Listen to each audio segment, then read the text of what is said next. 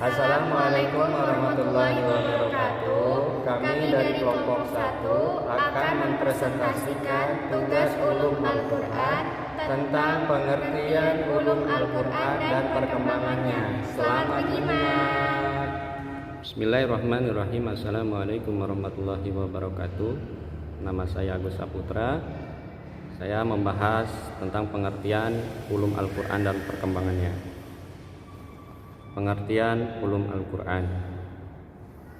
Ungkapan ulum Al-Quran berasal dari bahasa Arab yang terdiri dari dua kata, yaitu ulum dan Al-Quran.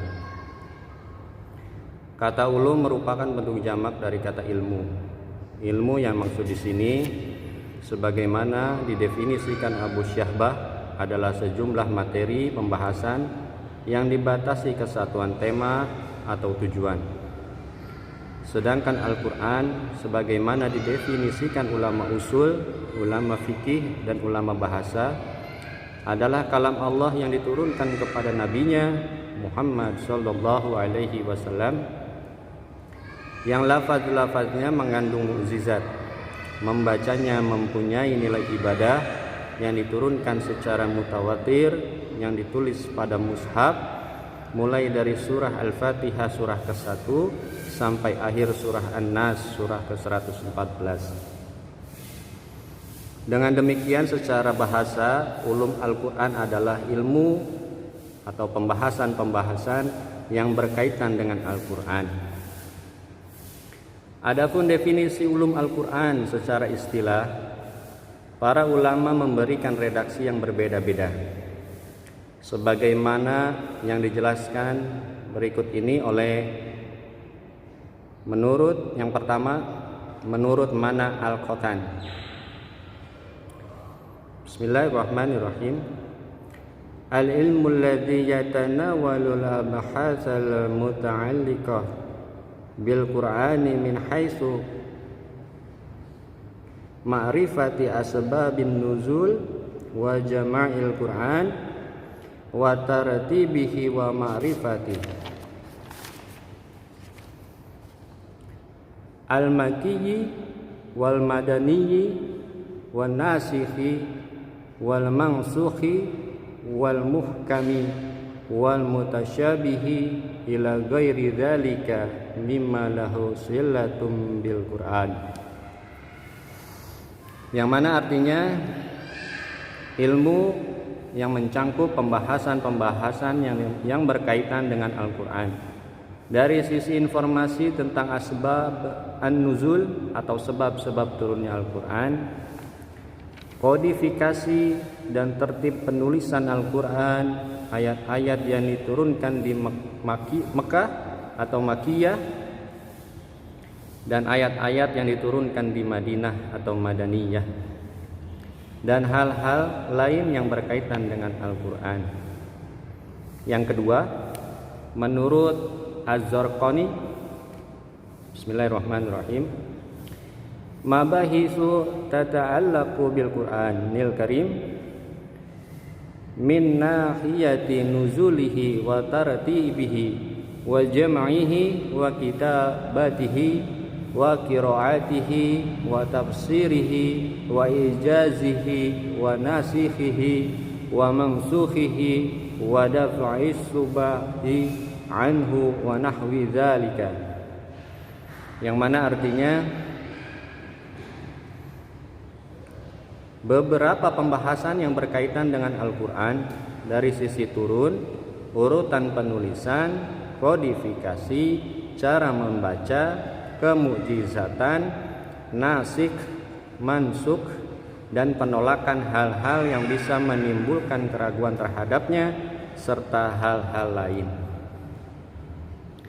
Kemudian yang ketiga, menurut Abu Syahbah, bismillahirrahmanirrahim, ilmu zu mabahisa tata'allaqu bil Qur'anil Karim min haitsu nuzulihi wa tartibihi wa kitabatihi wa jam'ihi wa qira'atihi wa tafsirihi wa ijazihi wa nasikhihi wa mansukhihi wa muhkamihi wa mutasyabihihi ila ghairi dzalika minal mabahitsil lati tudhkaru fi hadzal ilmi.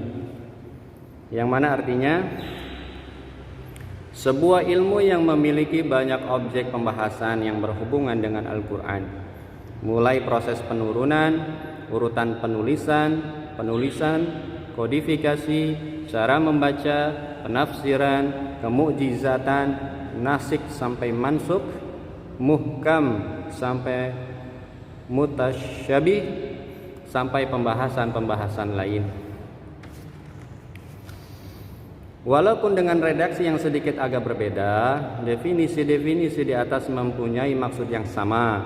Baik Al-Khatan, Al-Zarqani maupun Abu Syahbah sepakat bahwa ulum Al-Quran adalah sejumlah pembahasan yang berkaitan dengan Al-Quran. Dan pembahasan itu menyangkut materi-materi yang selanjutnya menjadi pokok-pokok pembahasan ulum Al-Quran yang pembahasannya akan diuraikan nanti. Mengenai kemunculan istilah ulum Al-Quran untuk pertama kalinya, para penulis mengatakan bahwa istilah ini muncul pada abad ke-6 Hijriah oleh Abu Al-Fard bin Al-Jauzi. Pendapat ini disitir pula oleh Imam Asy-Syuyuti dalam pengantar kitab Al-Itqan. Al-Zarqani mengatakan bahwa istilah itu muncul pada awal abad ke-5 Hijriah melalui tangan Al-Hufi sekitar 430 Hijriah dalam karyanya yang berjudul Al-Burhan fi Ulum Al-Quran. Analisis lain dikemukakan oleh Abu Syahbah dengan merujuk kepada kitab Muqaddimatin fi Ulum Al-Quran yang dicetak tahun 1954 dan diedit oleh Arthur Jeffrey, seorang orientalis kenamaan waktu itu. Syahbah berpendapat bahwa istilah ulum Al-Quran muncul dengan ditulisnya kitab Al-Mabani fi Nazm Al-Ma'ani yang ditulis tahun 425 Hijriah atau sekitar abad ke-5 Hijriah. Sayangnya penulis kitab itu belum ditemukan sampai sekarang.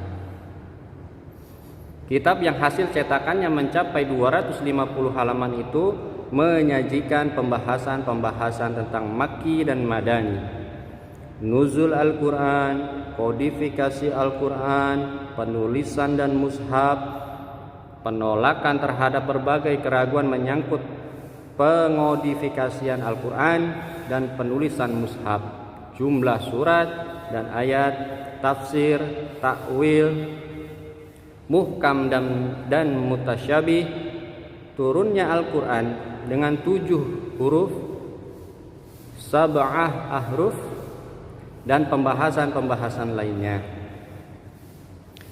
Lebih lanjut, Syahbah mengkritik analisis yang dikemukakan oleh Al-Zarqani. Kritiknya itu menyangkut embel-embel ulum Al-Quran pada kitab Al-Burhan fi Ulum Al-Quran yang dinyatakan oleh Al-Zarqani sebagai kitab ulum Al-Quran yang pertama kali muncul. Persoalannya, Al-Zarqani menyatakan juz 1 kitab itu hilang. Lalu di mana ia memperoleh nama kitab itu?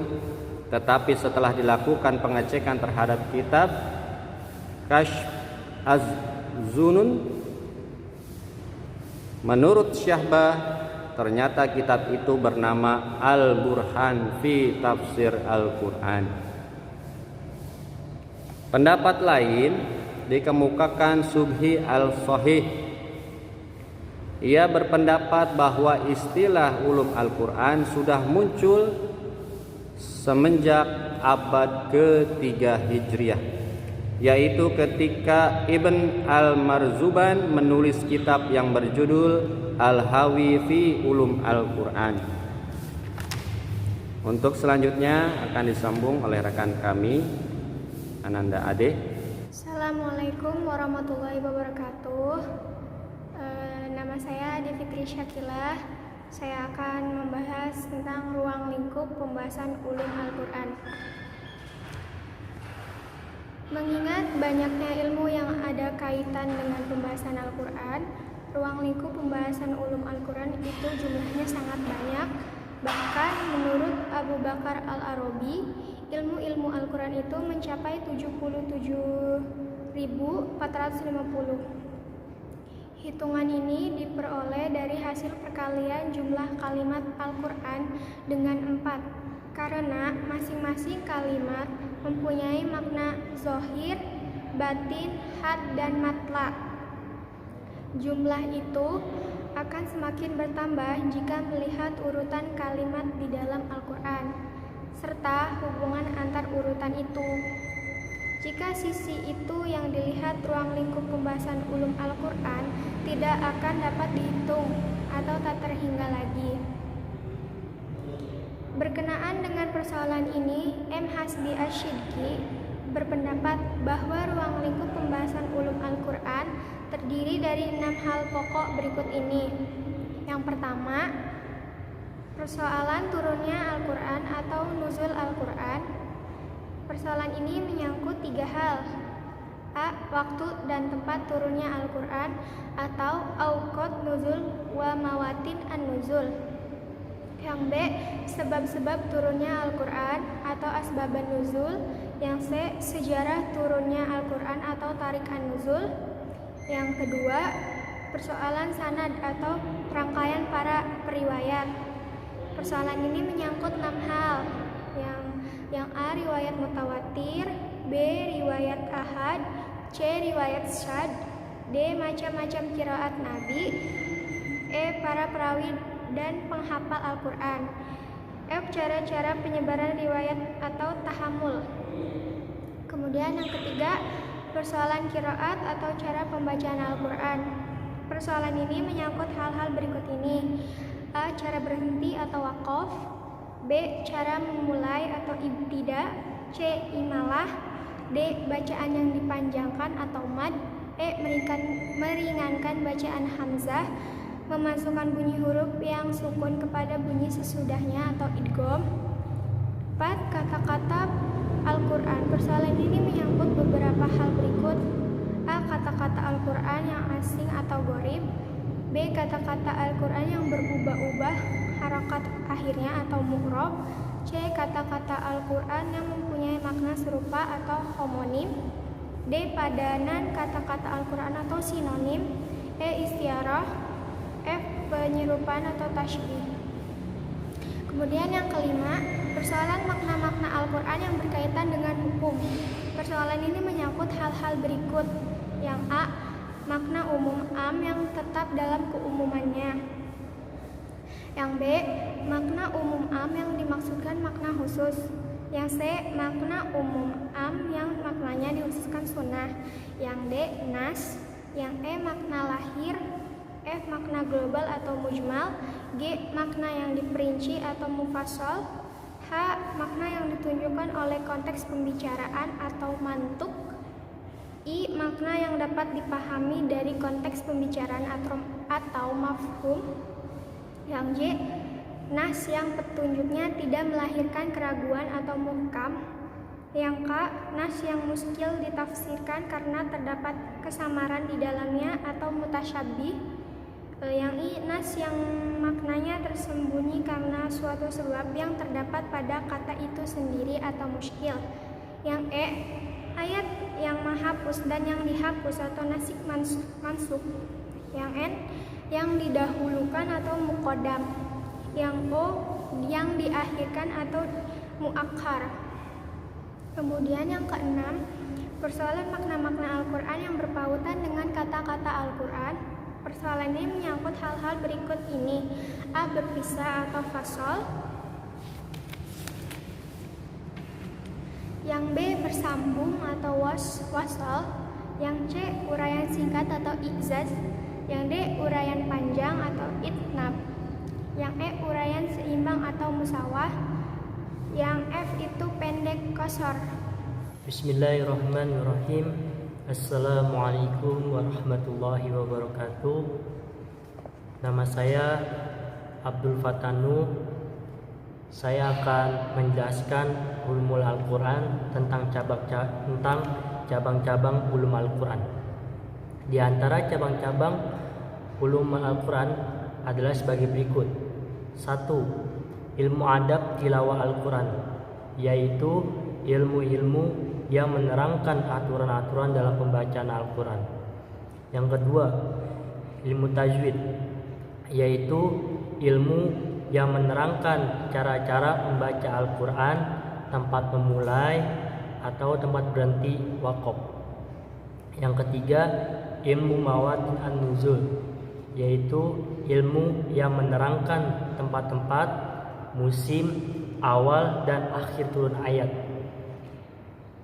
Yang keempat, ilmu tawarij an-nuzul, yaitu ilmu yang menerangkan dan masa dan urutan turun ayat satu demi satu dari awal hingga akhir turunnya. Yang kelima, ilmu asbabun nuzul, yaitu ilmu yang menerangkan sebab-sebab turun ayat. 6. Ilmu qiraat, yaitu ilmu yang menerangkan ragam qiraat yang telah diterima Rasulullah SAW.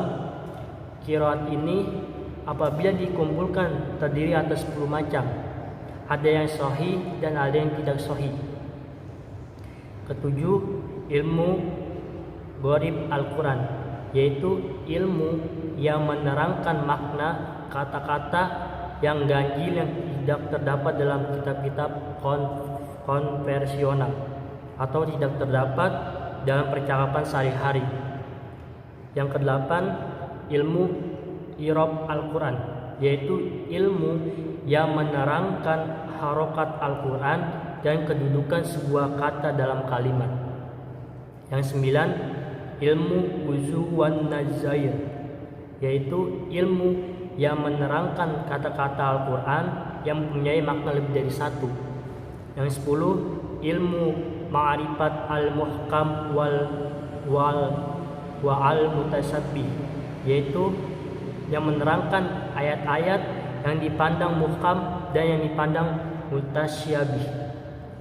Yang 11, ilmu tasyih wa al-mahsub, ilmu tasyih wal mansub, yaitu ilmu yang menerangkan ayat-ayat yang mansub oleh sebagian musafir. 12, ilmu bada'ul Al-Quran, yaitu ilmu yang menerangkan keindahan susunan bahasa Al-Quran.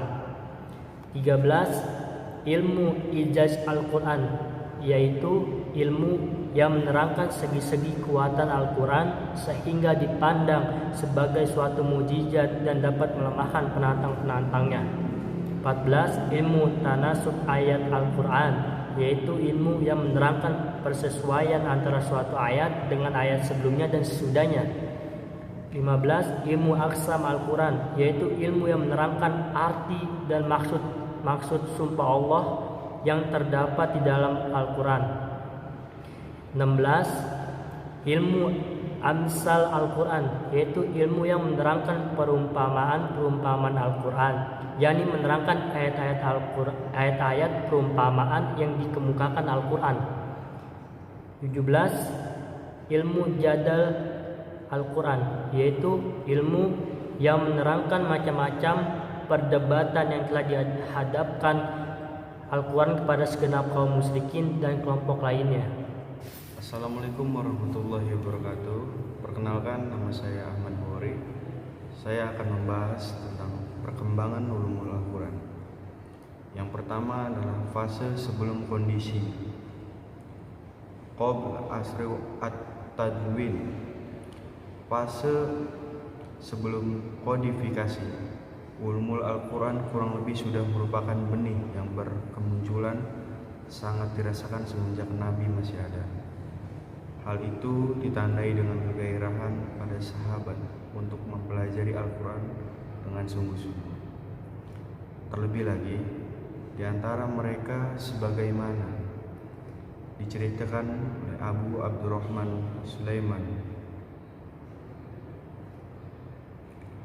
Ada kebiasaan untuk tidak berpindah kepada ayat lain sebelum benar-benar dapat memahami dan mengamalkan ayat yang sedang dipelajarinya. Mereka mempelajari sekaligus mengamalkan ayat yang sedang dipelajarinya. Tampak itulah sebabnya mengapa Ibnu Umar memerlukan waktu 8 tahun hanya untuk menghafal surat Al-Baqarah. Kegairahan pada para sahabat untuk mempelajari dan mengamalkan Al-Quran tampaknya lebih kuat lagi ketika Nabi hadir di tengah-tengah mereka. Hal ini yang kemudian mendorong Ibnu Taimiyah untuk mengatakan bahwa Nabi Muhammad sudah menjelaskan apa-apa yang menyangkut penjelasan Al-Quran kepada para sahabatnya. Beberapa riwayat di bawah ini membuktikan adanya penjelasan Nabi kepada para sahabat yang menyangkut penafsiran Al-Quran. Yang pertama, riwayat yang dikeluarkan oleh Ahmad, Tirmizi dan yang lainnya dari bin Hayyan. Dia berkata bahwa Rasulullah SAW bersabda, "Innal maghdubi 'alaihim humul yahud wa innad dhalalina humun nasar wa innad dhalina humun nasar." Yang artinya, yang dimaksud dengan orang-orang yang dimurkai Allah adalah orang-orang Yahudi, sedangkan yang dimaksud dengan orang-orang yang tersesat adalah orang-orang Nasrani. Yang kedua, riwayat yang disampaikan oleh At-Tirmizi dan Ibnu Hibban di dalam sahihnya dari Ibnu Mas'ud yang mengatakan bahwa Rasulullah SAW bersabda, As-salatul wusta salatul wusta. Artinya, yang dimaksud dengan salat wusta adalah salat asar. Yang ketiga, riwayat yang disampaikan oleh Ahmad, Al-Bukhari, Muslim, yang lainnya dari Ibnu Mas'ud menceritakan bahwa tatkala turun ayat Bismillahirrahmanirrahim, alladzina amanu walam yalbisu imanahum bidzulmin, yang artinya orang-orang yang beriman dan tidak mencampur adukan iman mereka dengan kezaliman.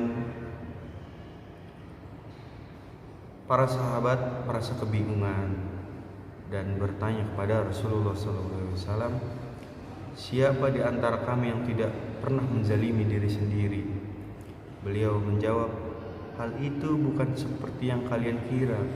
Bukankah kalian pernah mendengarkan perkataan Luqman Al-Hakim bahwa kemusyrikan itu merupakan kezaliman yang besar?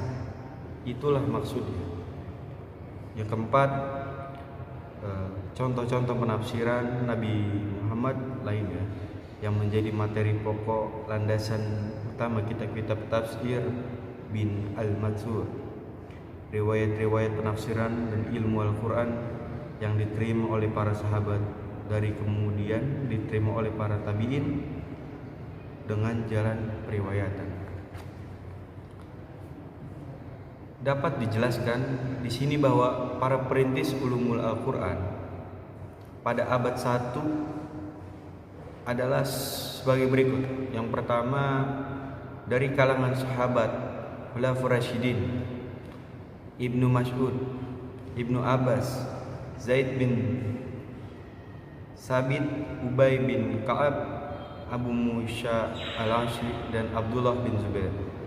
Yang kedua, dari kalangan tabi'in seperti Mujahid, Atta bin Yasar, Ikrimah, Qatadah, Al-Hasan Al-Basri, Sa'id bin Zubair dan Zaid bin Aslam. Yang ketiga, dari kalangan atba tabi'in seperti Malik bin Anas. Yang kelima, periode sebelum komunikasi, sekaligus menjelaskan perkembangan ulumul Al-Quran pada abad 1 Hijriah. Fase kodifikasi. Pada fase sebelum kodifikasi, ulum Al-Quran juga ilmu-ilmu lainnya belum dikodifikasikan. Dalam bentuk kitab atau mushaf, satu-satunya yang sudah dikodifikasikan saat itu hanyalah Al-Quran. Fenomena itu terus berlangsung sampai ketika Ali bin Abi Thalib memerintahkan Abu al-Aswad Dauli untuk menulis ilmu nahwu. Perintah Ali inilah yang membuka gerbang pengkodifikasian ilmu-ilmu agama dan bahasa Arab. Pengkodifikasian itu semakin marak dan meluas ketika Islam berada pada tangan pemerintah Bani Umayyah dan Bani Abbasiyah pada periode-periode awal pemerintahannya. Awal perkembangan ulum Al-Quran abad kedua Hijriah. Tentang masa penyusunan ilmu-ilmu agama yang dimulai sejak permulaan abad kedua Hijriah, para ulama memberikan prioritas atas penyusunan tafsir sebab tafsir merupakan induk ulum Al-Quran. Di antara ulama abad kedua Hijriah yang menyusun tafsir ialah yang pertama, Syubah al-Hajjaj 160 Hijriah, yang kedua, Sufyan bin Uyainah 198 Hijriah, yang ketiga Sufyan Ats-Tsauri 161 Hijriah, yang keempat Waqi bin Al-Jar 128 sampai dengan 197 Hijriah.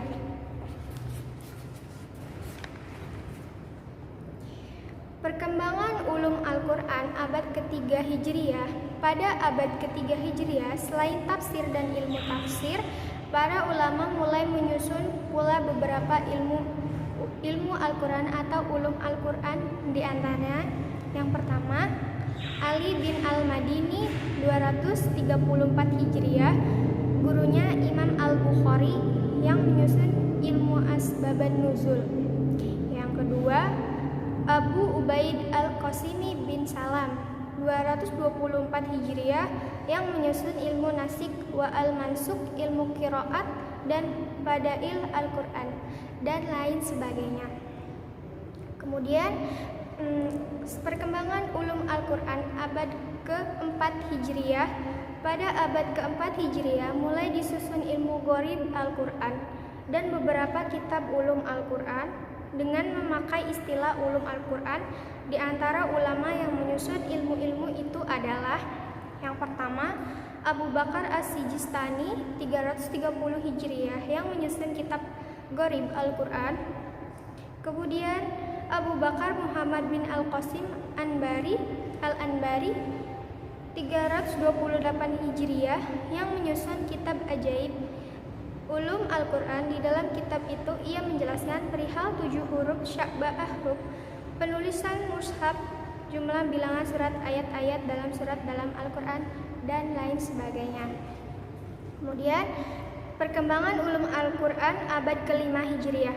Pada abad 5 Hijriah mulai disusun ilmu i'rab Al-Quran dalam satu kitab. Di samping itu, penulisan kitab-kitab ulum Al-Quran masih terus dilakukan oleh ulama masa ini. Di antara ulama yang berjasa dalam pengembangan ulum Al-Quran pada masa ini adalah Abu Amr Ad-Dani 444 Hijriah yang menyusun kitab At-Taisir fi Qiraat As-Sabi dan kitab Al-Muqam fi An-Naqd. Kemudian perkembangan ulum Al-Quran abad ke-6 Hijriah.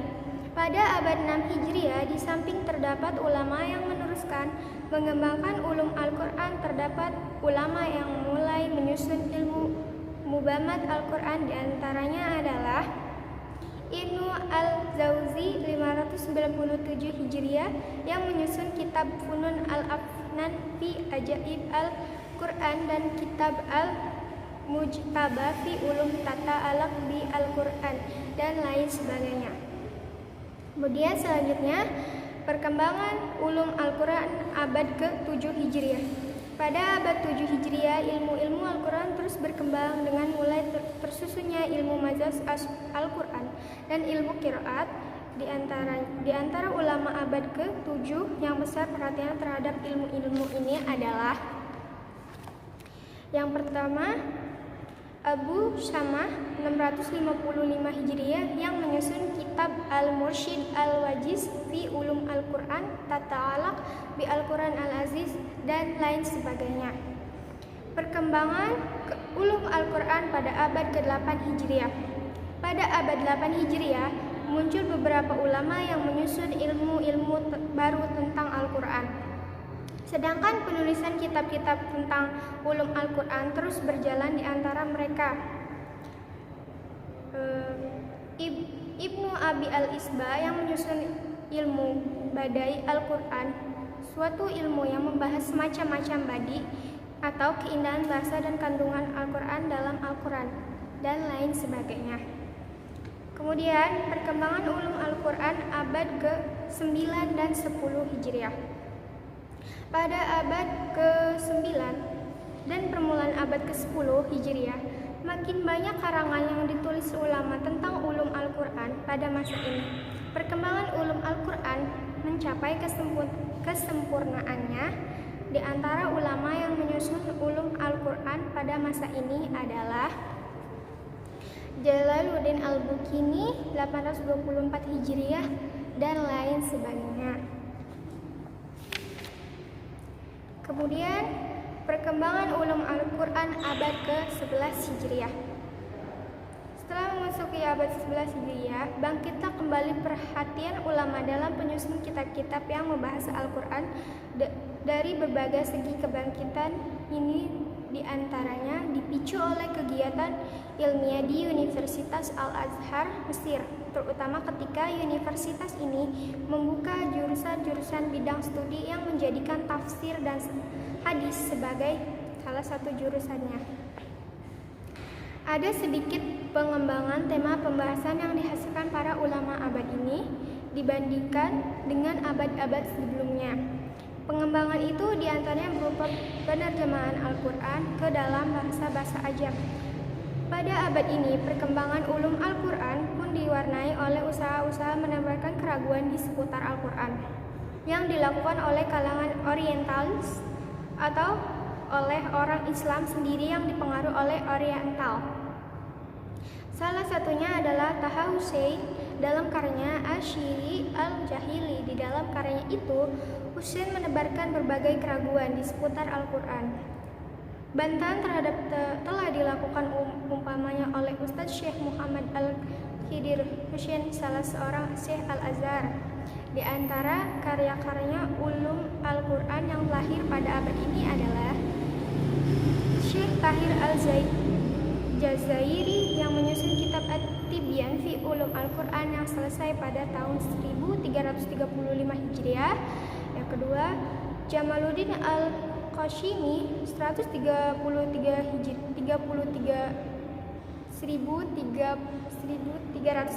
Hijriah yang menyusun kitab Mahasin Al-Tawil. Juz pertama kitab ini dikhususkan untuk pembicaraan ulum Al-Quran dan lain sebagainya. Sekian presentasi dari kami kelompok 1. Wassalamualaikum warahmatullahi wabarakatuh.